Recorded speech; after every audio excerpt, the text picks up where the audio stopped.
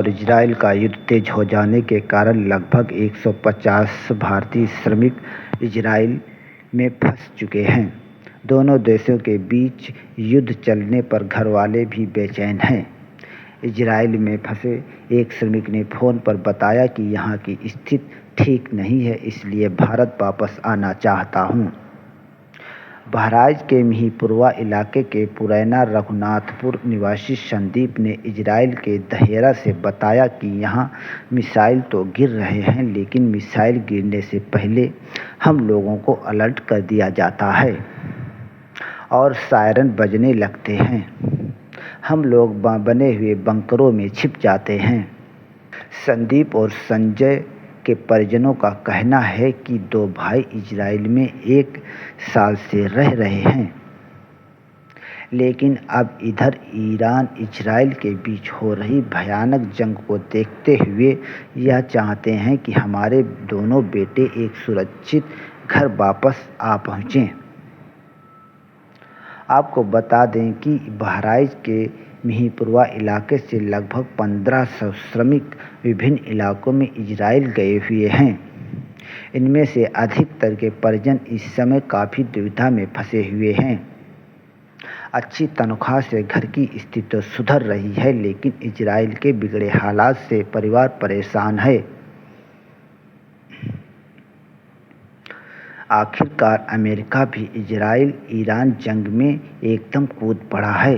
Donald Trump ने खुद social media पर इसका ऐलान कर दिया है।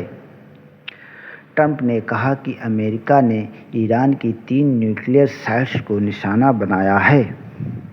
ट्रंप ने सोशल मीडिया पोस्ट में कहा कि हमने ईरान में 3 परमाणु स्थलों पर अपना बहुत सफल हमला पूरा कर लिया है। इसमें फोर्डो, नतांज और इस्फहान शामिल है। इजराइल ने अमेरिका से ईरान में हमले करने का अनुरोध किया है। इस बीच अमेरिका के सबसे खतरनाक और सबसे महंगे बमवर्धक विमान B-2 की गुआई में तैनात ईरान इजराइल संघर्ष में अमेरिका भागीदारी की संभावना को बढ़ती जा रही है। माना जा रहा है कि अमेरिका फौज अब ईरान पर हमले के लिए बिल्कुल करीब है। इजराइल ईरान के बीच जारी संघर्ष का आज 9वां दिन है। इजराइल 13 जून से अब तक 10 ईरानी न्यूक्लियर साइट्स की हत्या कर चुका है। इजराइल डिफेंस फोर्स IDF ने शनिवार को ईरानी सेना के 3 कमांडरों और 4 जवानों को भी मारने का दावा किया है।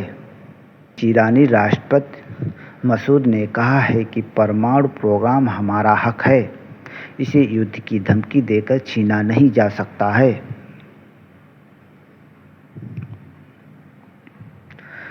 दूसरी तरफ अमेरिका ने भी अपने स्टेल्थ B-12 बॉम्बर प्रशांत महासागर में मौजूद आर्म बेस के लिए रवाना कर दिया है।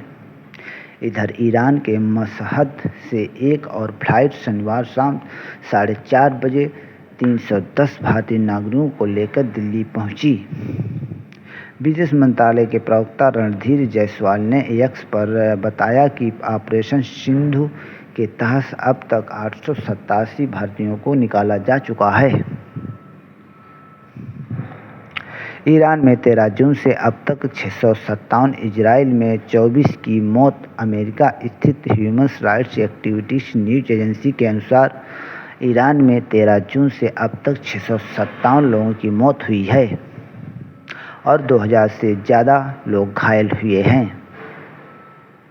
हालांकि ईरान के स्वास्थ्य मंत्रालय ने सिर्फ 430 नागरिकों के मारे जाने और 3,500 लोगों के घायल होने की पुष्टि की है। वहीं इजराइल में 24 लोग मारे गए हैं, जबकि 900 से ज़्यादा लोग घायल भी हुए हैं। इजराइल के साथ ब्रिटेन, साउथ अरब, जर्मनी, कनाडा, जॉर्डन और UAE खड़े नज़र आ रहे हैं। वहीं फ्रांस का झुकाव भी नज़र आ रहा है।